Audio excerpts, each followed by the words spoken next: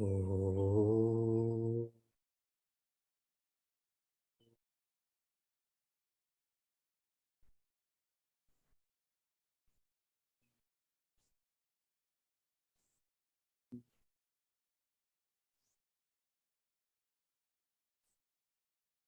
Oh.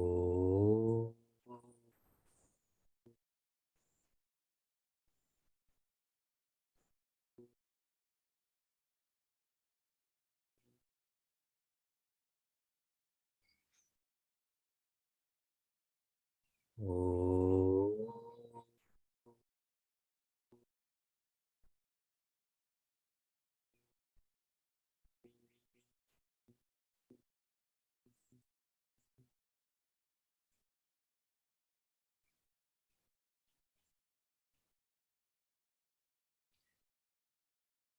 The last quarter of the last verse, in which Shri Krishna is teaching dhyana directly, he shares, Sayogi Parama Mataha.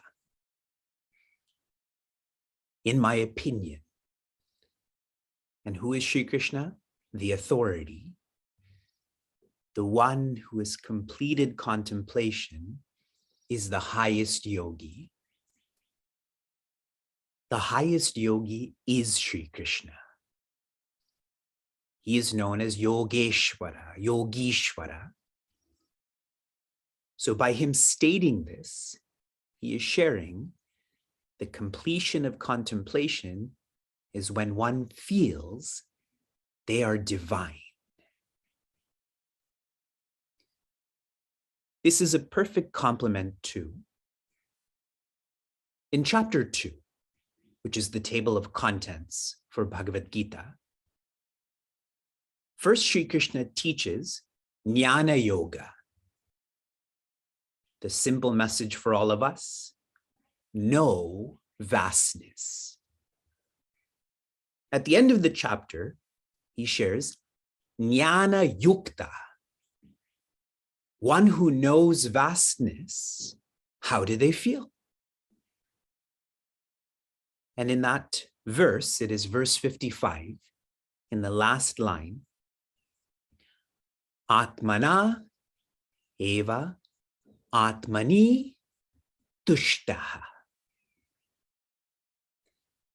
The ego has rediscovered the spirit, and so is tushta, complete, content. When all of these dots are connected, we come to understand and appreciate that Bhagavad Gita is not a map on karma yoga. It is not a map on jnana yoga either. It is a map for dhyana yoga. There are many ways you can learn contemplation. I've yet to find a more universal and practical way to learn contemplation than Bhagavad Gita. Pujya Swami Tejomayananda shared with us the one who is a yogi, who is tushta. They're the only ones who can engage in anugraha. Anugraha means to grace, or commonly we use the word to bless. How is that? When one feels a oneness with all beings, humans, animals, plants, stones, then them even thinking about helping another graces that being. I'll put this into perspective. Right now, I want you to think ugly. Think vicious. Think angry. It affects you, correct? Me saying it is affecting you also. But now imagine the one with the most potent mind. When they think love, support, welfare, how that is going to grace us and bless us. I'm sharing all of this because if you love yourself, if you love humans, animals, plants, stones, contemplate, be content. Everyone else is dealing with the symptoms. The yogi, the tushta, is dealing with the source. Verses 10 through 32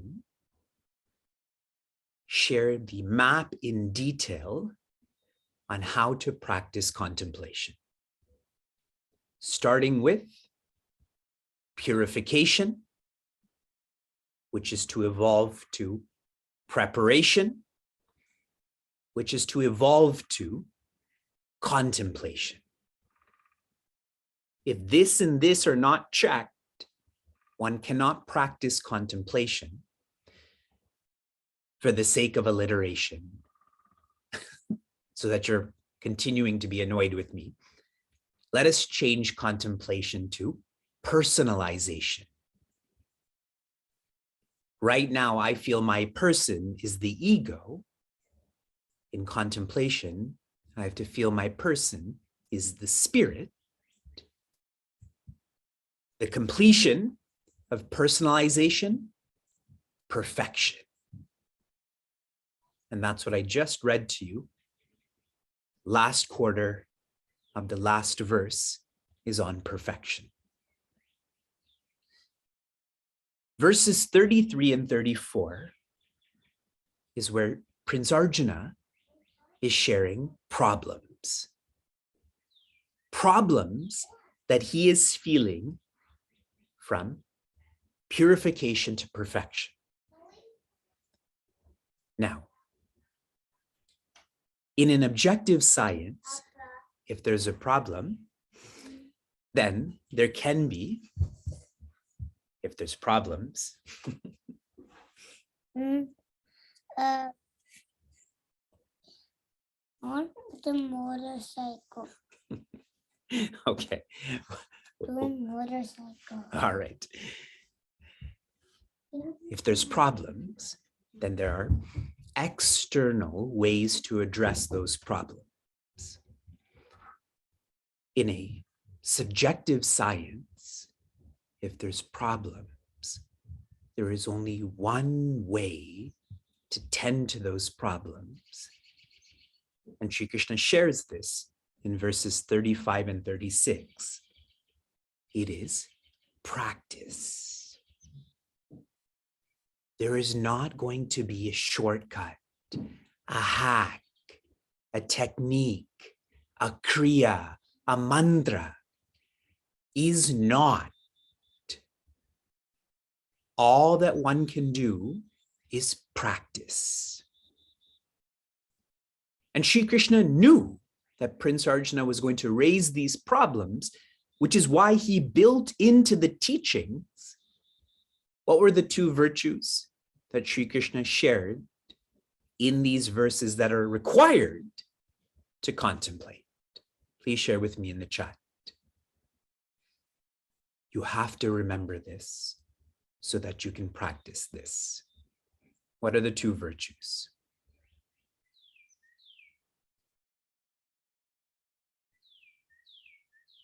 Nishchaya, which means determination, and anirvinna chetasa, which means inspiration.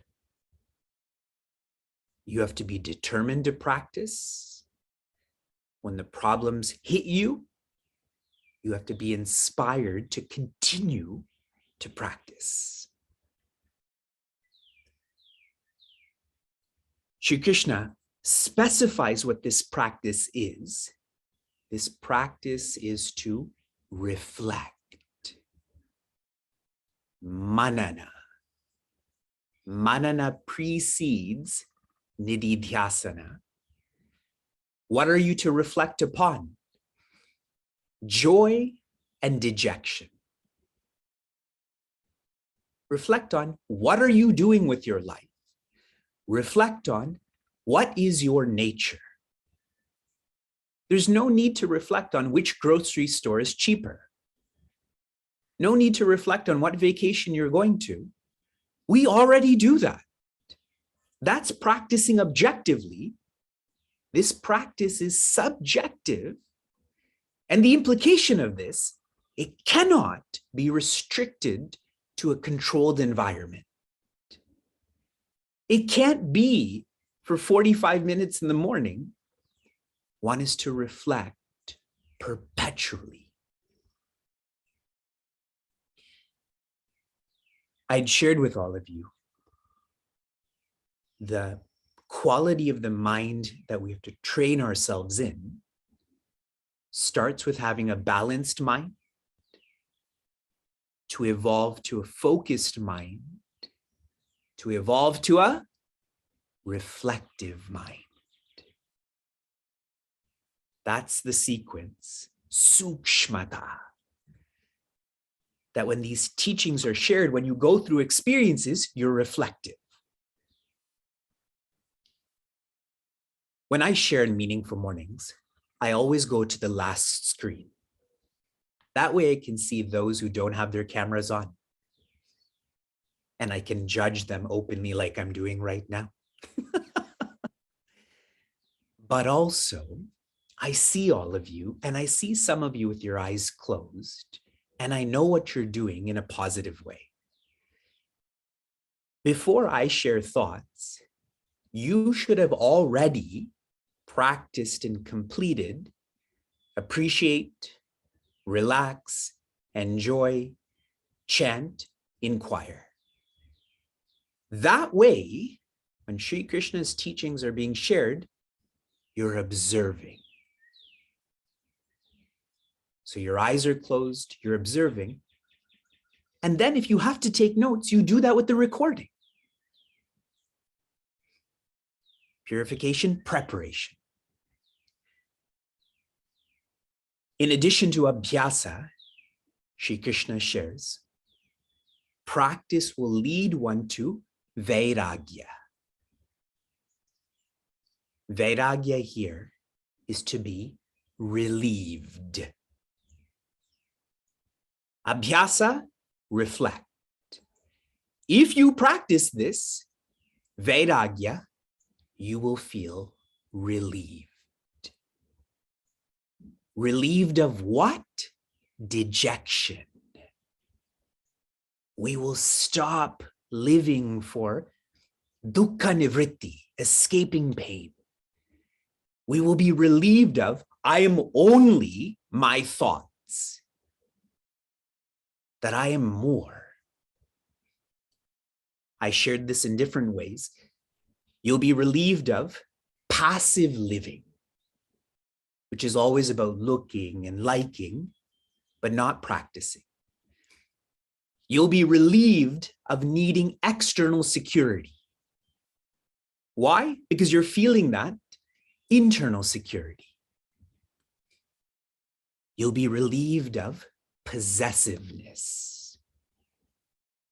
I read to you an amazing teaching from Pujya Swami Tejomayananda yesterday, that you have to practice giving so that you're trained in giving up doership. But if you don't practice giving in a light way, how can you practice giving in a heavy way? Shri Krishna specifically shares in verse 36. This is a declaration. It's a choice that you have to make. Asamyatatmana yogaha dushprapa iti me matihi. The one who's not engaged in purification and preparation, they cannot engage in personalization, which means they'll never feel perfection. Conversely, Vashyatmana tu yatata shakyo vyaptum upayataha. The one who is engaged in purification and preparation, they will also engage in personalization. And naturally then, perfection. I had shared, making this most practical, start to direct the gross, that is your lifestyle, then let that get to that which is causal, which is the ego. Engage the gross facet of who you are, that is your lifestyle, and then be deeper. Then start to engage the body. And what will happen, you will naturally disengage from your lifestyle. Think right now, if your body is completely calm, then you're not concerned about what you're going to eat or drink in the next 15 minutes. And my final, more review thought is, anyone who's carefully studied the design of the Contentment Challenge, it is a copy of Shri Krishna's day. Dhyana, Dhamma, Dharma, Dana. And if getting to dhyana is difficult, go backwards then. Start with Dharma. Evolve to Dana. Evolve to Dhamma, then evolve to dhyana. Let this be the culture of you, your family, your community, because that's what Shri Krishna wants. Sayogi Parama Mati. Prince Arjuna takes this sense of a problem to a new degree. There's a series of shlokas that now very much focus on death. Listen carefully. Arjuna uvacha ayati shraddhayo petaha yoga chalita manasaha aprapya yoga samsiddhim kam gatim Krishna gacchati. Prince Arjuna shares, for the one who is ayatihi, they're unable to direct. Shraddhaya upetaha, yet they're faith-filled. So they have faith, but are unable to contemplate. Specifically, yogat, from contemplation, chalita manasaha, their mind wanders, is distracted. See how personal this is? Doesn't this describe all of us? We have faith, but we're finding it difficult to follow. I will share more tomorrow, but a implication of this is that we don't have enough faith. We all are faith-filled. I'm consciously using the word filled, but I do feel we are not faithful, F-U-L-L. We have faith, but not enough. Aprapya yoga samsiddhim. If one is unable to complete dhyana yoga, kam gatim Krishna gacchati, where do they go? What happens to them? And the most lovely part about this,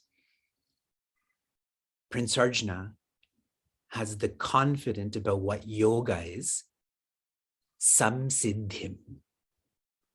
Yoga is for one to be complete, and there is no other finality to yoga other than this. He knows that yoga is not casual. Yoga is the sadhana. The means to completion.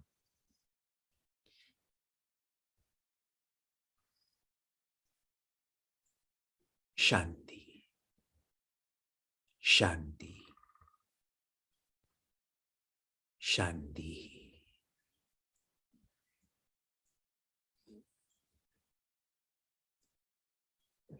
Oh.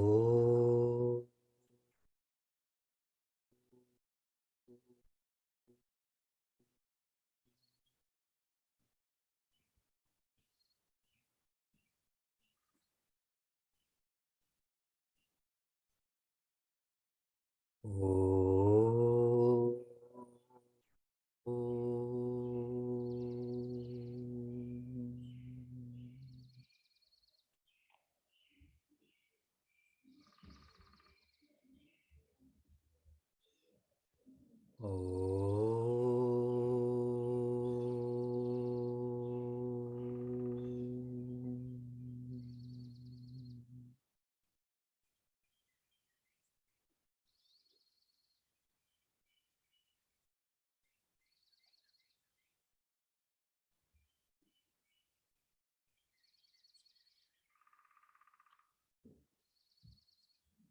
Sayogi Parama Matihi.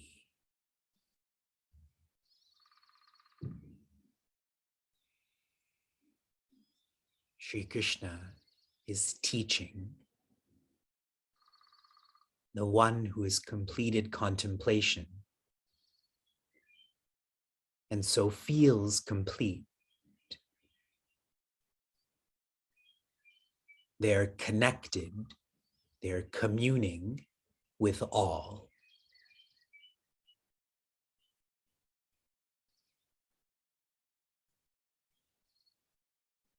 This is our potential, our nature, to know we are all connected.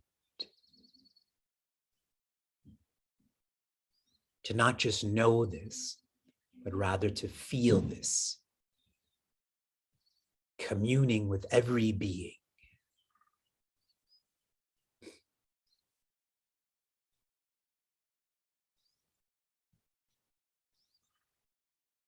Earlier today, Puja Swami Tejomayananda had undergone a heart procedure.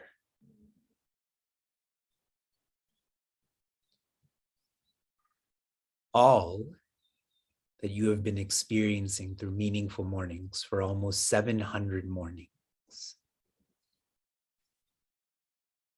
all that have a connection and communion with me for the past 14 and a half years. The source of all of this is Puja Swami Tejomayananda.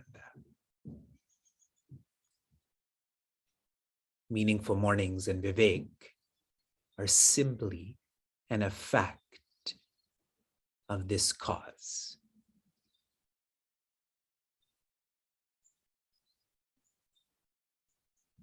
Please pray. Quieten the mind, still the intellect, and observe the ego, as in forget about the ego, and instead pray for the welfare of our Sadguru Shishya Parampara, our tradition of teachers.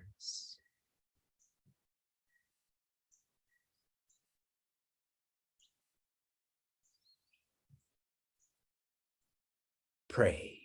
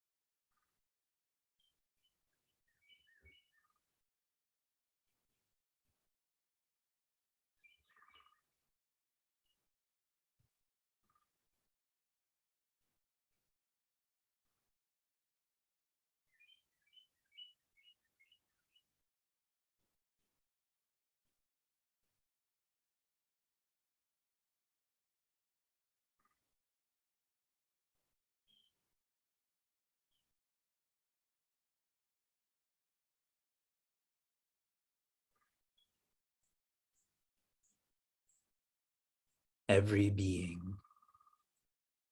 that is not enlightened, specifically humans.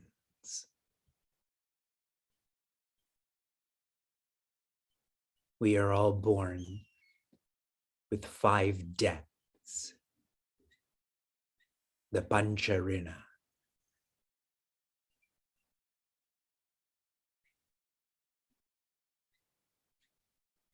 Of these, the most important, the most fundamental debt or rina is to the rishis.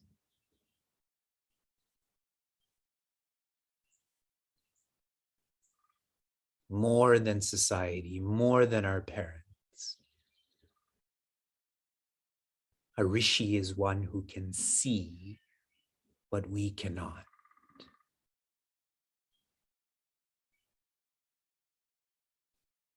They know joy. They are joy. And thus, only they can direct us to know and feel the same.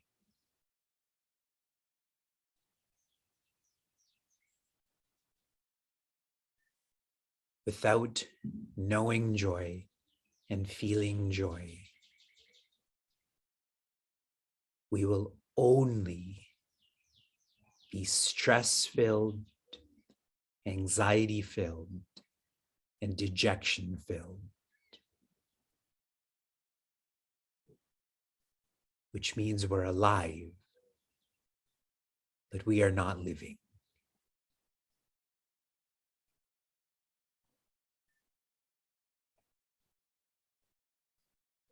All that the Sadguru Shishya Parampara wants from a Shishya, disciple, the only way to pay off this debt to our rishis is to follow them up,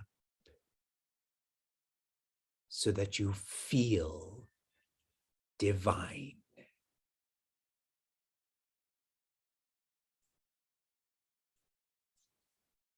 This was the purpose of your last birth. This is the purpose of your present birth. Feel divine so that there are no more births.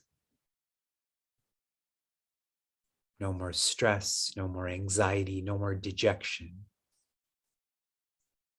Only tushtaha, joy.